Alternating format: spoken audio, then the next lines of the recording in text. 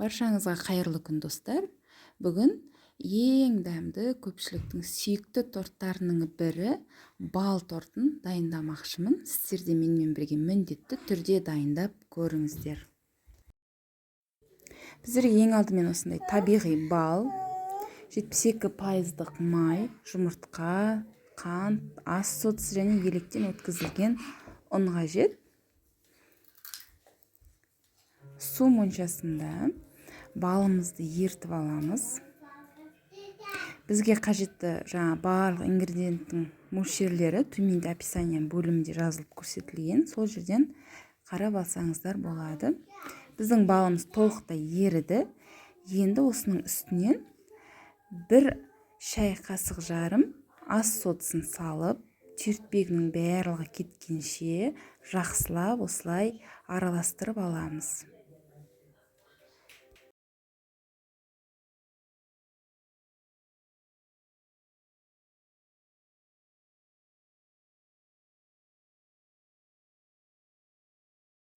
Міне біздің балымыз бен содымызды осылай қосып араластырып алдық. Енді үстінен оттан алып, үстінен осылай қант салып, тағы да 1 мәрте араластырамыз. Кейін бөлме температурасындағы майды салып, май ерігенше толықтай араластырамыз.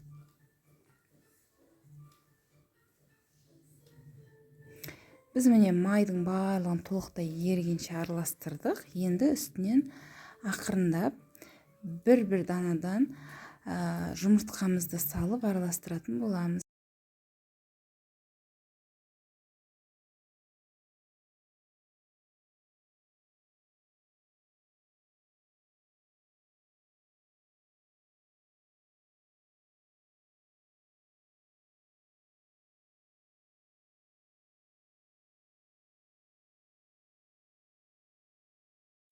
Жұмыртқамыздың барлығын салып араластырамыз, және де алдын ала еліктен өткізіп дайындап қойған ұнымызды 2-3 бөлікке бөле отырып салып, осындай жұп-жұмсақ қамыр дайындаймыз.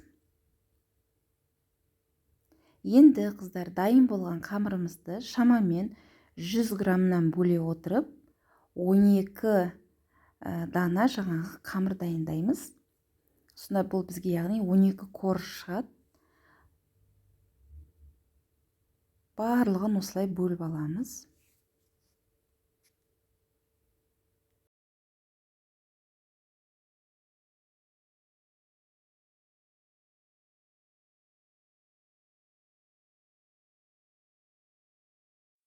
Барлығын 100 граммнан бөліп алдым. Егерде уақытыңыз болып жатса, салафанға немесе пищевой пленкеге орау арқылы 1 сағатқа тоңазытқышқа демалдырып алуға болады. Егер уақытыңыз болмай асығып жатсаңыз, онда бірден пісіріп алсаңыздар да болады. Дей тұрғанмен мен 1 сағат демалдырдым.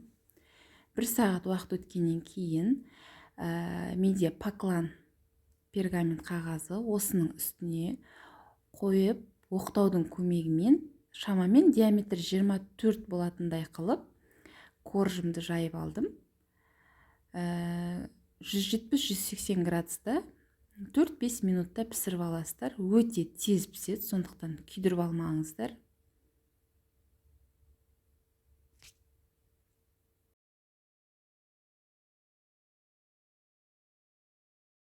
Дайын болған корждарыңызды бірден ыстық күйінде осылай форманың көмегімен кесіп алуларыңыз керек. Ыстық күйінде кесіп алсаңыздар сынбайды, өз формасын жақсы сақтап қалатын болады.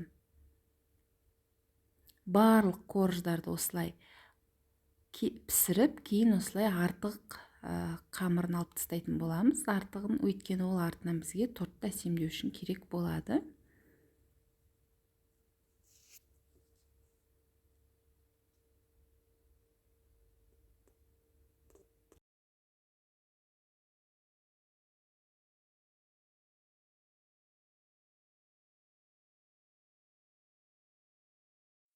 Міне дәл осылай барлық 12 коржды пісіріп алдым.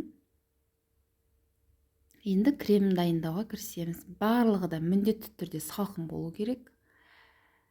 сливкиларыңыз 33%-дан жоғары болуы керек. Миксердің көмегі арқылы қоюланға дейін асықпай барлығын біркелкі миксерлейтін боламыз. Біздің креміміз қоюланған кезде тортымызды жинақтаймыз. Менде сгущенка, қыздар, Рогачевский. Енді осының барлығын миксерлейміз. Біздің креміміз міне дайын. Енді тортымызды жинаймыз. Шамамен әр коржға 4-5 қасықтан салатын боласыздар. Сол кезде сіздің кремдеріңіз толығымен жетеді.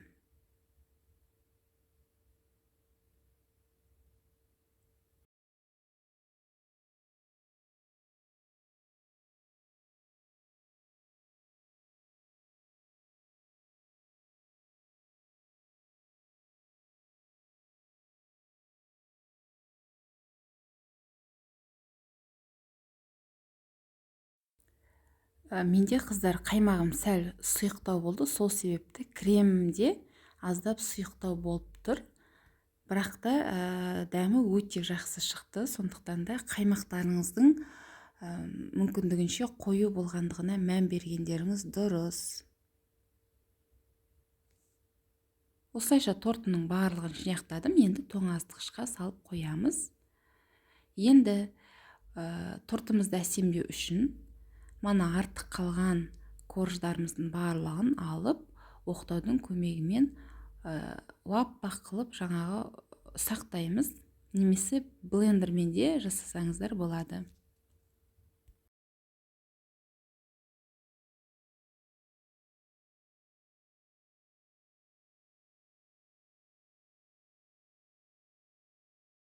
Енді тортымызды алып әсемдейтін боламыз. Жан жағын бірінші босатып аламыз кальцодан. Ол үшін пышақтың көмегімен жан жағын осылай айналдыра отырып босатып шығамыз кальцодан.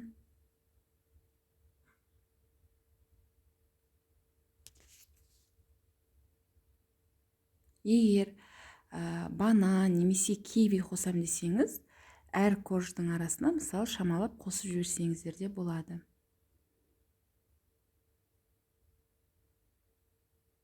Өте биік болып шығады, жұп-жұмсақ. Сондықтан міндетті түрде отбасыларыңызға дайындап беруге кеңес беремін.